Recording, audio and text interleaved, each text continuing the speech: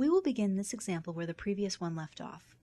The intent is to use the calibrated data to create a new editable scenario that we can start answering "what if" questions with.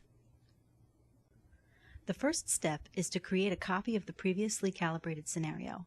By creating a copy, we are carrying forward all of the input settings and attributes developed in the calibration exercise. After copying, we simply need to give the scenario its own unique name.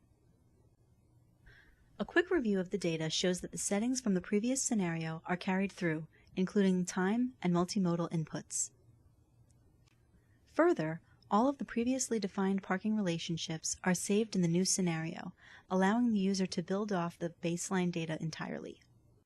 Once the data is in place, the user simply clicks Run in the statistics portion of the interface. The process of predicting parking demand throughout the study area will begin. After the run process completes, the output data is displayed in the user interface. Just like with calibration, we have demand, supply, surplus or deficit, and latent demand variables. These values should not differ drastically from the calibration because we did not change any input variables. In addition to the numerical output, the results are also mapped geospatially. The visual results will likely be different than the calibration results because the model is now predicting where people want to park based on distance, price, and attractiveness. Just like with the calibration scenario, we can do a smaller analysis area to drill down to specific locations within our study area. Once an area is selected, its specific output data is displayed. Let's look at one other projection.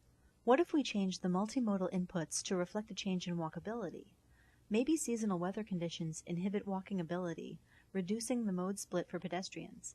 If we reduce the mode split from 15% to 5%, what effect does that have on the parking system? After the projection process is complete, the new results are displayed. In this instance, demand is increased, the surplus is decreased, and the latent demand is higher as more people are competing for parking spaces. But where are those deficiencies located? Let's take a closer look at the latent demand. The latent demand is output to the map geospatially. We can also look at walking buffers around the latent demand to better understand areas of high demand.